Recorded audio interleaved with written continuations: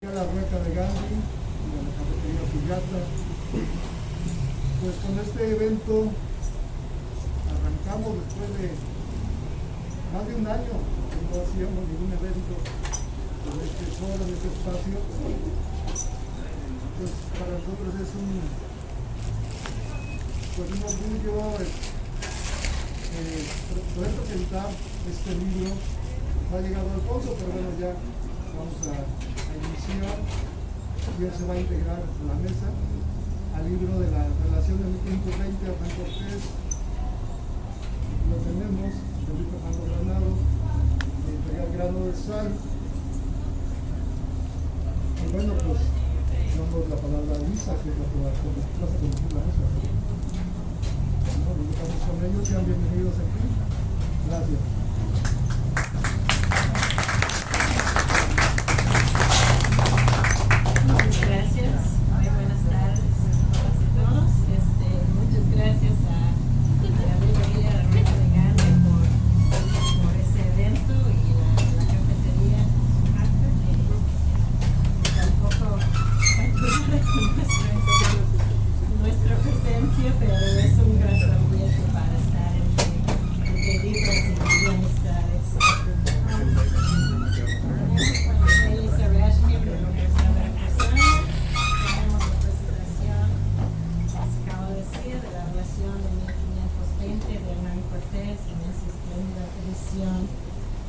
Preparado por Luis Fernando Granados, y para presentarlo tenemos a Teresa Rodríguez doctora Teresa Rodríguez de Ciencias Golfo, a Michael Lucy del Instituto de Investigaciones Históricos Sociales de la Universidad de Veracruz. En algún momento se va a incorporar a Alfonso Colorado, que es el autor intelectual de este evento, y pues también va corriendo de una cosa a otra en su nuevo cargo como director de difusión cultural de la universidad. Quiero empezar diciendo que este evento seguramente para muchas personas aquí presentes tiene algo de amargo dulce, ¿no? Porque es un gran libro, es un texto importante, es una excelente aportación, como vamos a escuchar. Y a la vez es como de triste, porque nos habría gustado mucho presentarlo en compañía de Luis Fernando, que nos podía contar miles de cosas, ¿no? Y la verdad no sé si yo he tenido la sensación revisando el libro, bueno, de hecho cuando fui a comprar el libro y desde que lo tengo en la casa, lo que ando pensando cada vez que lo veo sin reflexionar, me pienso, pues lo voy a llevar porque ya pronto lo voy a pedir que me lo firme, ¿no? Y siento como un vacío aquí, ando leyendo, no quiero ponernos triste, pero ando leyendo este texto y escucho su voz. Hay una fina ironía en particular que es muy de Luis Fernando, y pues me habría gustado mucho compartir y escuchar y celebrar con él ese gran logro. Desgraciadamente pues lo hemos perdido, y pues lo único que podemos hacer es rendirle homenaje a su obra, recordar lo que nos hace, y celebrar lo que nos ha dejado, que pues puede cambiar realmente la manera de ver la relación de Hernán Cortés y la historia de la mal llamada, como decía él, conquista de México. Entonces, pues es una ocasión como sobre de cierta manera, pero también pues de mucha alegría por tener este texto a presentar, esa ocasión de estar juntos en la librería, como se acaba de decir, después de muchos años, parecían años, muchos meses de estar, prohibir ese tipo de evento, y pues qué bueno que están aquí, que estamos aquí, y pues vamos a escuchar las presentaciones. Doy la palabra primero a la doctora Teresa Rodríguez, que es antropóloga, es investigadora de Ciencias Golfo.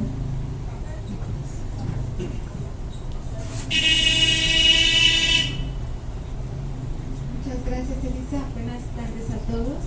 Estoy muy contenta de estar aquí. Agradezco a Alfonso que me haya invitado. yo le dije, bueno, pero yo no soy historiadora, yo no tengo esa visión de historiadora acerca de un texto tan importante como este que nos dejó Luis Fernando Granados. Pero bueno, él me insistió, dice, bueno, es importante también ver qué piensa una antropóloga de un tipo de documentos como este, ¿no? Entonces, bueno, agradezco mucho la invitación y que todos estén aquí. Voy a solamente a comentar algunas inquietudes e impresiones que me deja la lectura de este libro, ¿no?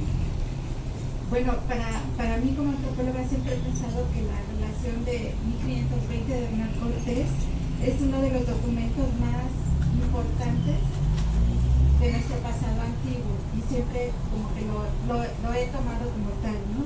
Escrita por el principal protagonista de este hecho histórico que conocemos como Conquista de México. Pues para muchos de nosotros, investigadores de ciencias sociales, de antropología, quizás no de historia porque tienen una mirada distinta acerca de los documentos históricos, pero para muchos de nosotros ha constituido un testimonio apasionante sobre la manera en que Cortés conoció y emprendió la guerra contra los pueblos que habitaban Mesoamérica en ese momento. Entonces, bueno, la importancia de estas relaciones, de estas cartas de relaciones de Hernán Cortés, estriba precisamente para nosotros en que está basada en la versión más antigua, publicada en 1522, y que tiene un gran valor porque relata, digamos, de algún modo como un documento etnográfico, como un texto que yo lo veo desde el punto de vista de un registro etnográfico histórico que relata las vicisitudes que atraviesa el conquistador y sus soldados al llegar a una tierra desconocida, fascinante, esplendorosa y diversa en naturaleza y culturas. La importancia de este documento estriba en su contemporaneidad con los hechos que narran. Es decir, que no son memorias, recuerdos o reelaboraciones a partir de relatos de otros, sino una especie de diario de campo, diría yo, o diríamos los antropólogos. Pero Luis Fernando nos invita a dejar de considerarlas como la crónica madre del pasado mexicano, como la ventana proverbial de los hechos políticos y militares de principios del siglo XVI.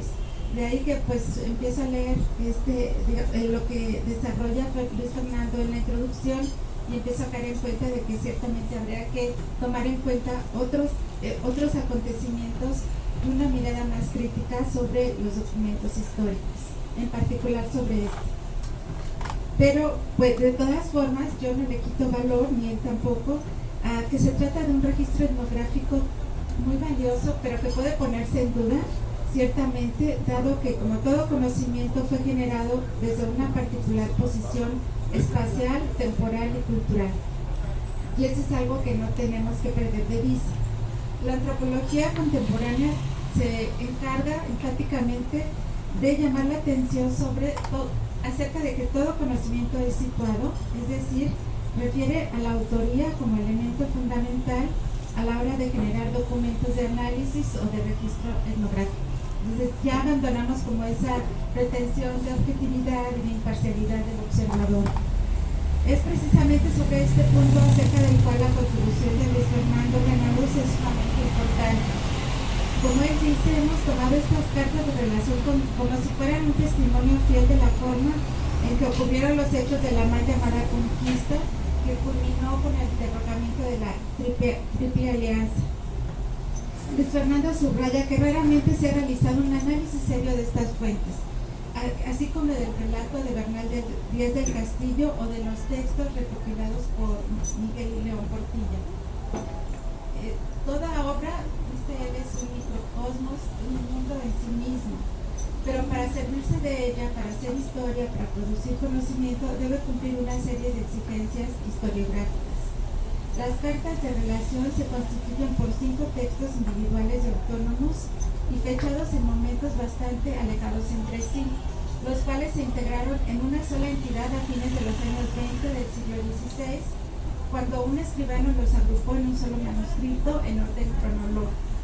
La primera edición integral de las cartas de relación apareció apenas a mediados del siglo XIX, en 1866.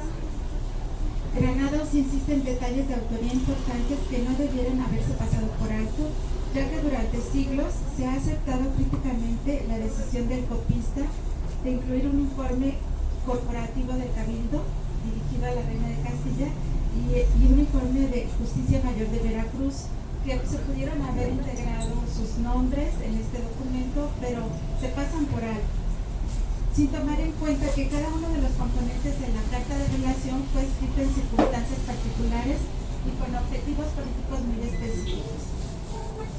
Hernán Cortés, por supuesto, ignoraba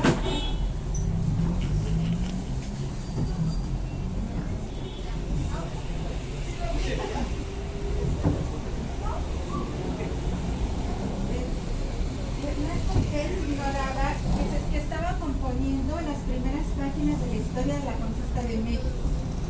La crítica mayor de Luis Fernando es el hecho de que las relaciones hayan sido tratadas como un solo relato con la misma voz narrativa. Por ello recalca la necesidad de poner atención a la individualidad de cada uno de estos documentos, en lugar de pensarlos como una sola obra, como hemos hecho muchos de nosotros. Es decir, aboga por restaurar la especificidad de su estructura y sus circunstancias.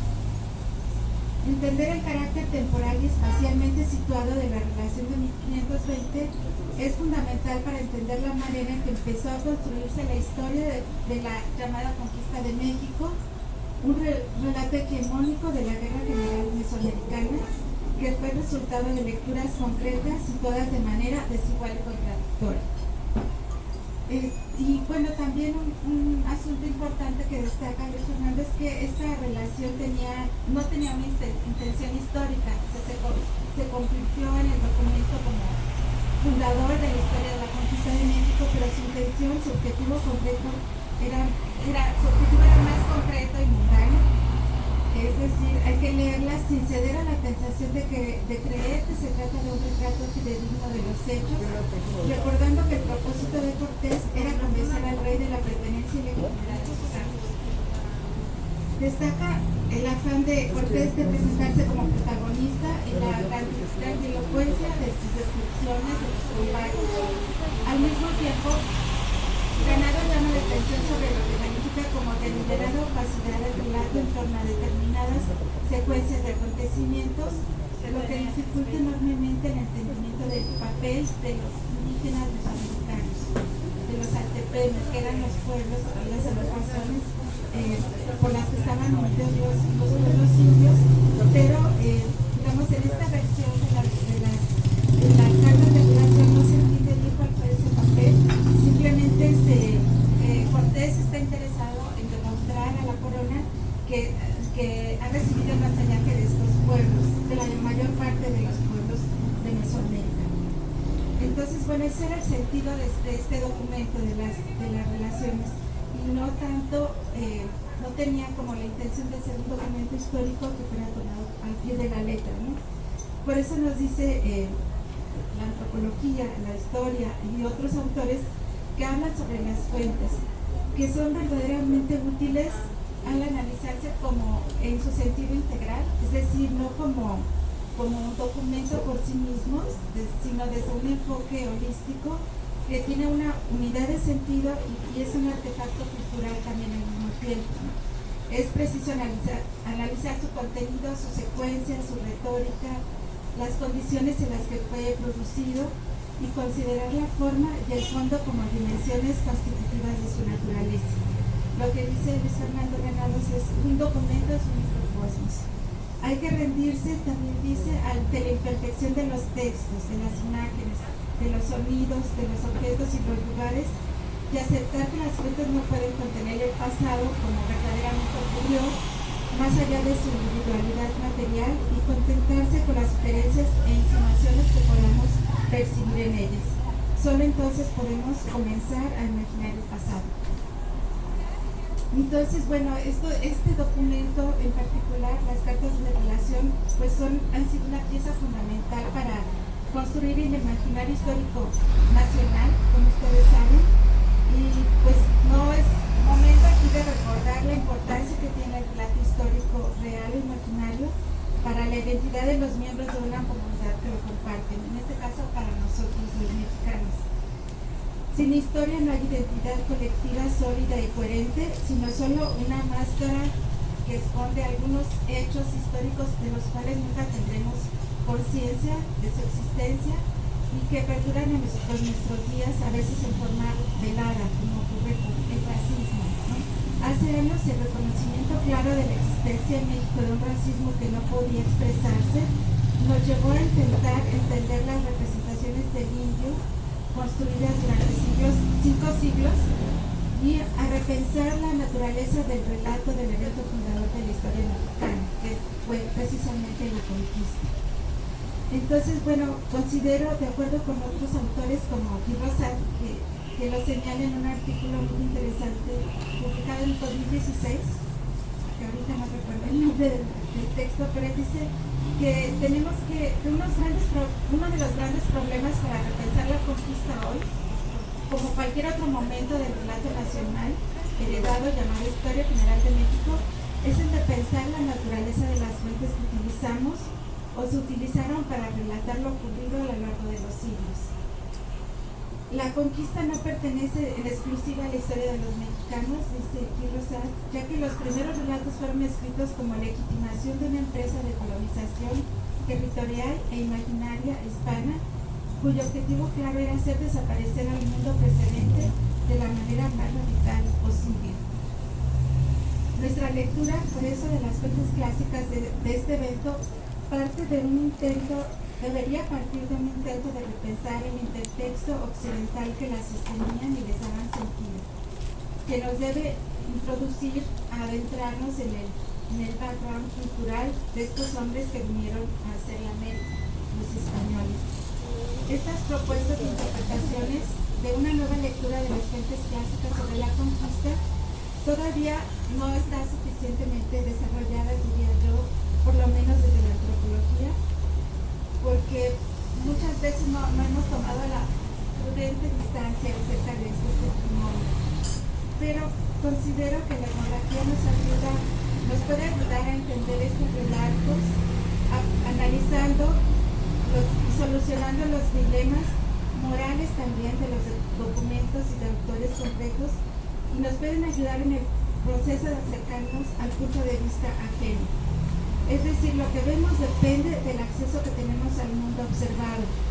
Es la combinación, por un lado, de lo que estamos mirando y por otro, de nuestra propia experiencia, de la memoria visual y conceptual que nos ha preparado para ver las cosas de una forma regular. Entonces, bueno, solamente quisiera concluir estas breves palabras diciendo que el sujeto, la narrativa, el discurso, son todos partes de un todo, en coincidencia con lo que plantea Luis Fernando, ¿no? Y en el pasado estos elementos, así como las creencias y las ideas, siempre se han investigado sin confrontarlas.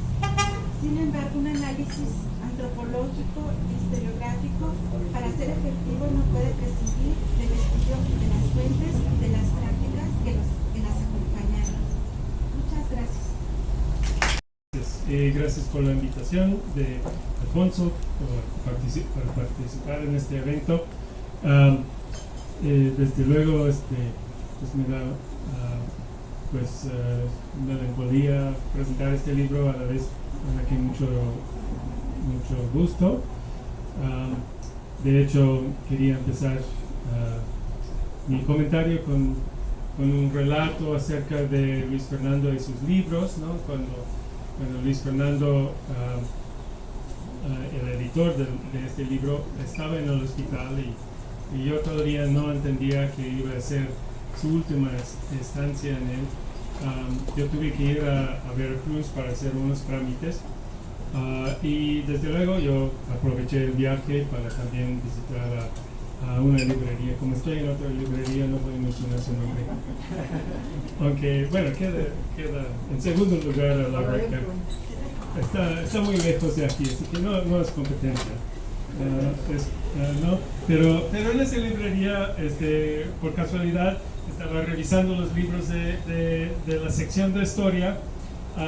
Y desde luego, en un momento me topé con varios ejemplares del libro de Luis Fernando Granados, El espejo haitiano, también un excelente libro, muy importante para la época de la independencia.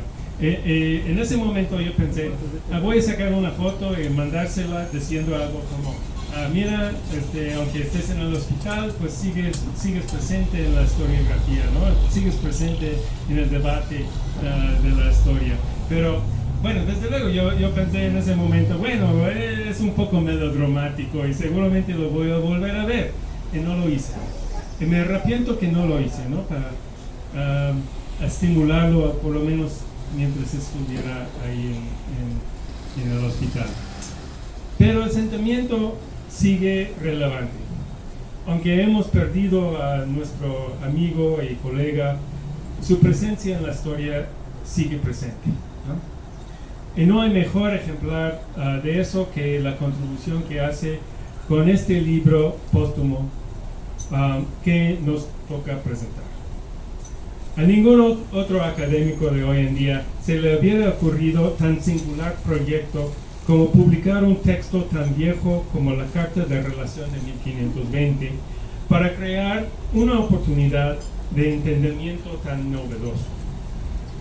Como dice su introducción, la Carta de Relación de 1520 es demasiado conocido e hemos caído en la tendencia de ya ni ver lo que es.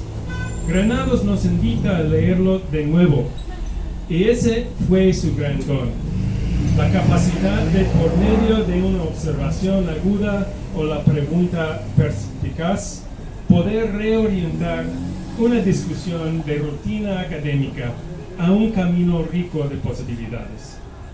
Extraer la Carta de Relación de 1520 del conjunto de textos en que siempre se ha presentado nos permite entenderla por lo que es, una carta escrita en un momento histórico, por las razones específicas del autor.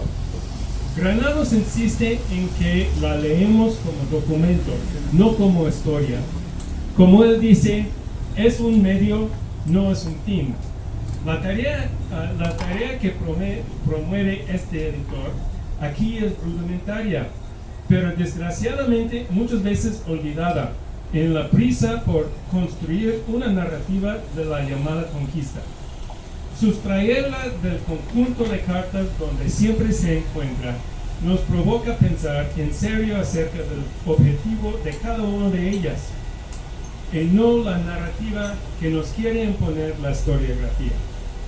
Todos los comentaristas notan los fines políticos y legales de Cortés al escribir justo antes de aceptar el cuento que nos quiere vender como verídico.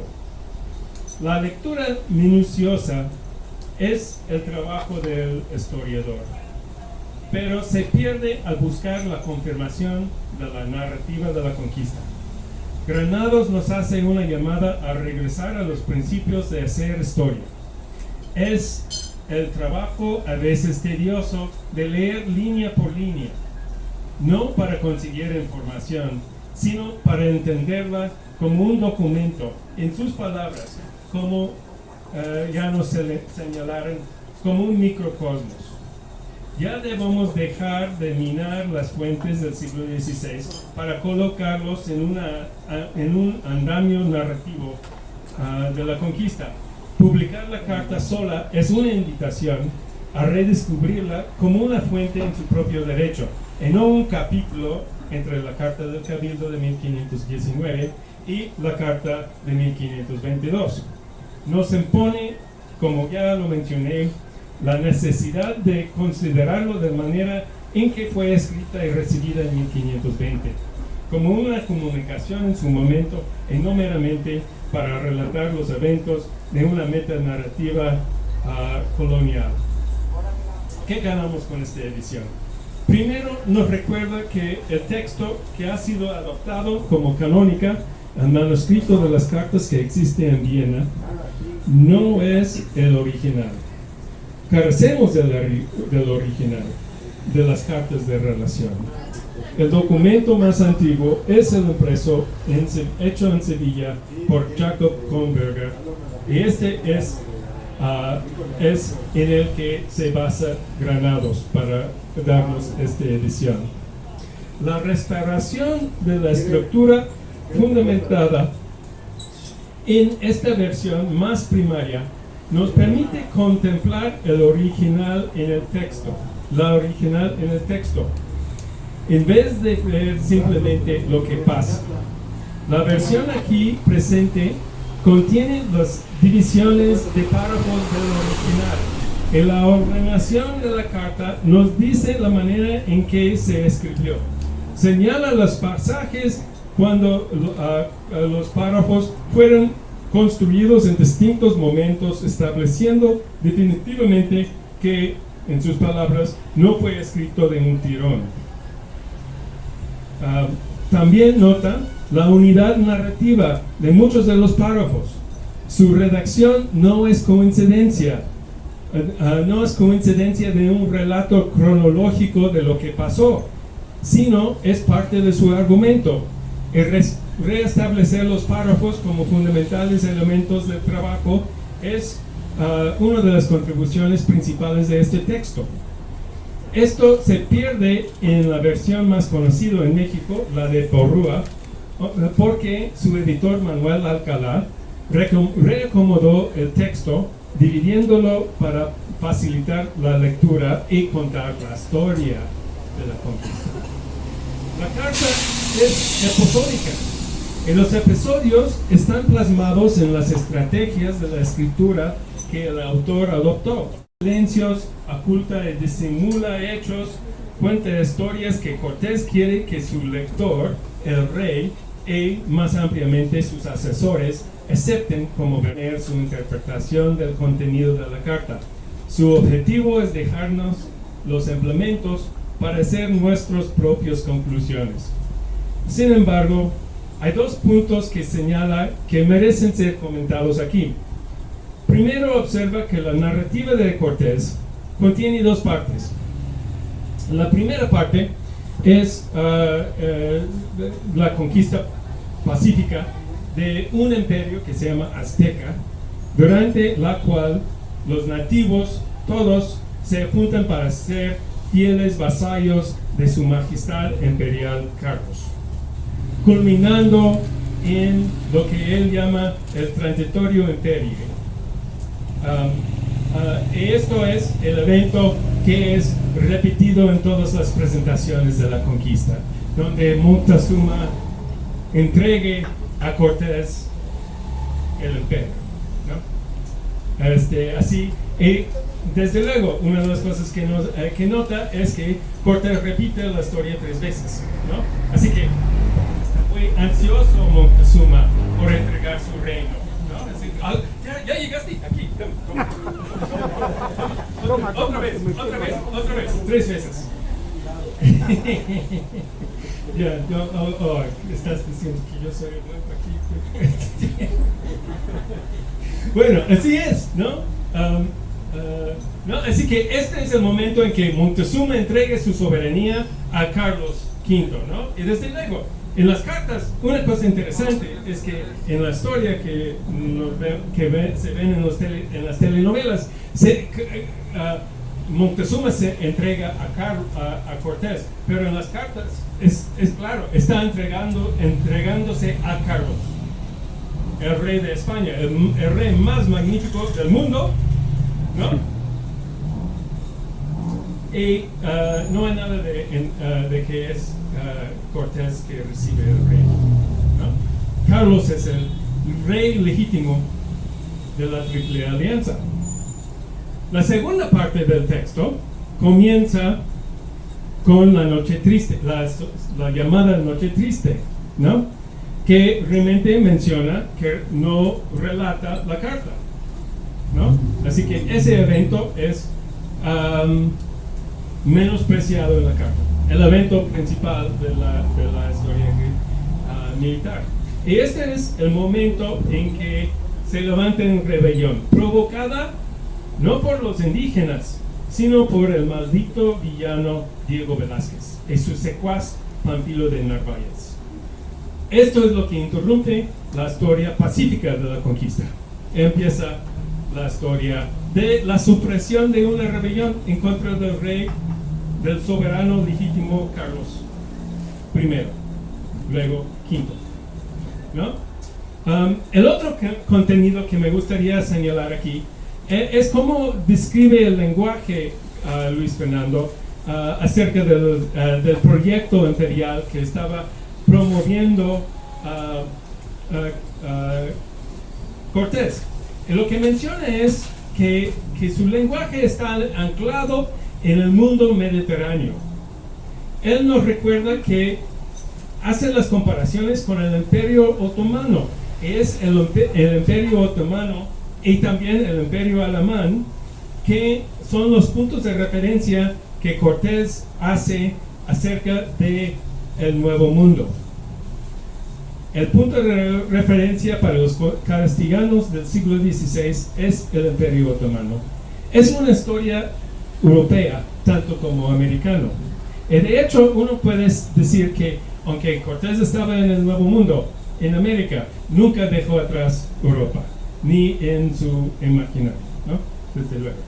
Granados hace muchas tareas que editores y comentaristas anteriores han ignorado. Primero cuenta párrafos, cuenta palabras, pregunta sobre la estructura y estos son los deberes esenciales del aparato crítico y es hasta ahora con este texto que se ha hecho, ¿no? Así que es un texto estudiado miles de veces y nadie ha sentado a decir cuál es la estructura del texto. Una de las cosas que provee en el texto, en la página 36 y 37, es un índice de los párrafos y los temas que se tratan en cada párrafo, ¿no? Y después, ¿no? Así que voy a... es la primera vez que se hace, ¿no? Así que cuando yo he trabajado con las cartas, tienes que estar buscando dónde leí eso. Es básico, ¿no? Igualmente yo creo que una cosa que él no hace, pero yo creo que una tarea pendiente es nadie ha trabajado en identificar las palabras que utilizan en cada carta, ¿no? Como no existe lo que se llama una concordancia de palabras entre todos los textos, así que mucho se ha dicho sobre los estilos de las diferentes cartas. El estilista Hernán Cortés y su estilo y cómo el estilo de Cortés es presente incluso en la carta del Cabildo de 1519, aunque no trae su nombre, ¿no? Pero nadie se ha pensado, bueno, vamos a ver cuáles verbos usa, cuáles términos utilizan en las diferentes cartas a lo largo. ¿Qué nos puede decir eso? Nos puede decir quién la está escribiendo y cómo lo está cambiando su estilo. Y no se ha hecho, ¿no? El texto, ¿no? El texto consiste de una provocadora introducción que hemos comentado la doctora Rodríguez y yo, ¿no?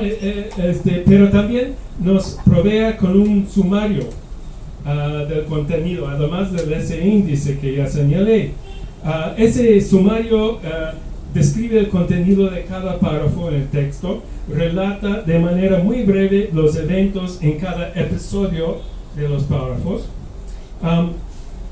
Y es muy valioso porque hace de nuevo evidente la estructura del trabajo y permite al lector observar la construcción del artificio que era la carta que nos está haciendo Cortés.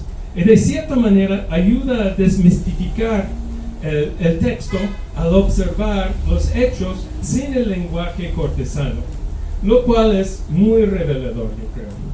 Al mismo tiempo sirve de cierta manera como un índice detallado del texto. Al mismo tiempo, bueno, Luis Fernando evita comentarios editoriales, pero a veces se le escapa, ¿no? Así que en uno, por ejemplo, en su sumario, donde describe los enfrentamientos entre los españoles y los tlaxcaltecos, no, él incluye una descripción resumido de ese evento que tiene Cortés, y es interesante, ¿no? Mencionan aquí que Cortés declara que hubo un encuentro entre los españoles, ¿no? Y al día siguiente, después de pasar por un pueblo pequeño, son atacados por una fuerza de 100,000 hombres, ¿no? Luis Fernando agrega una marca de exclamación, ¿no? Así que en el texto. Y luego dice, y después al otro día son 149,000 hombres que nos ataquen, ¿no? Y ese punto de exclamación es, yo creo que una manera muy sutil de Luis Fernando de decir, no mames. Nos recuerda, ¿no? Que el problema es que los historiadores han estado mamando de esto por 500 años, ¿no? Porque son, ¿no? Así que a veces le sale un comentario editorial ahí de vez en cuando, ¿no? Pero ese es un ejemplo, ¿no? De que cuando se pone así en un lenguaje contemporáneo, dice que llegaron con 100,000 hombres, pues los tlaxcaltecos, a pelear con nosotros unos 1,000, lleven unos 1,000 con los cempaltecos y los soldados españoles, ¿no? Obviamente ahí es ¿sí?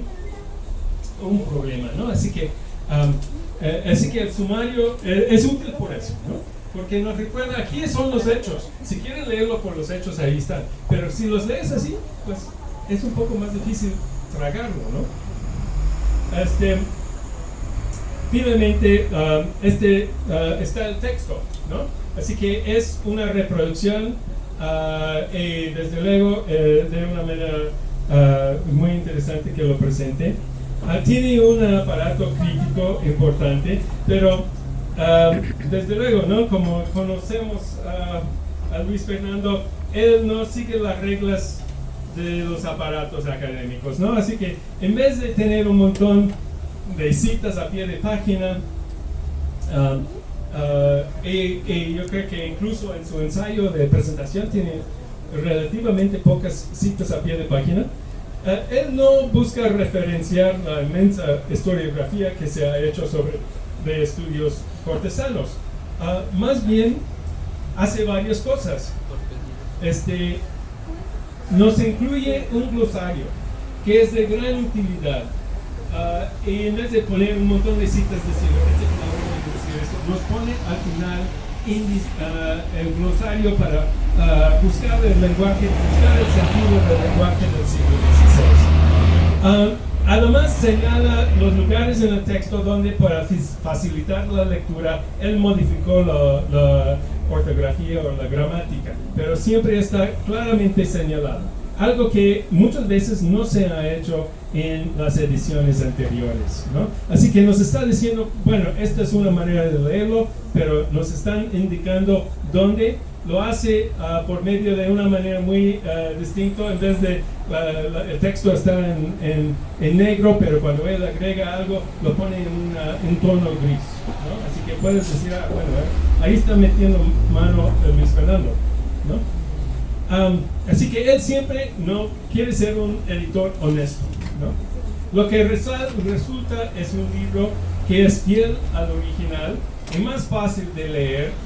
Sí, pero no un texto que trata de modificar el lenguaje para vender una narrativa a los lectores ingenuos, ¿no? No tiene cambios engañosos en la estructura ni en el texto, ¿no?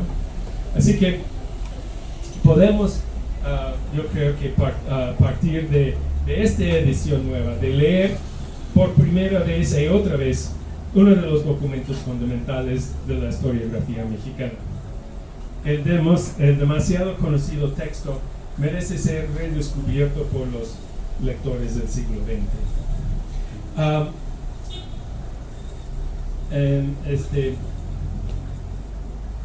Al final, ¿no? Así que hice algunas notas aquí que no entiendo ahora, pero sí, lo que, bueno, podríamos decir que hay muchos puntos aquí que también merece observar. También yo creo que uno de los temas del texto es la construcción de la carta como un regalo, ¿no? Así que él menciona que lo que está haciendo a lo largo del texto es convencer a los monarcas, al monarca y a su consejo, que él está construyendo algo que se llama la Nueva España, que va a ser la posesión más grandiosa de la monarquía universal de Carlos, ¿no? Este es el gran regalo de la carta, y la carta lo representa así aquí. Aunque dice, bueno, desgraciadamente perdí el título de propiedad, pero es suyo, ¿no? ¿no? Pero también, y eso me lleva al punto de señalar, como acabo de mencionar, Elisa,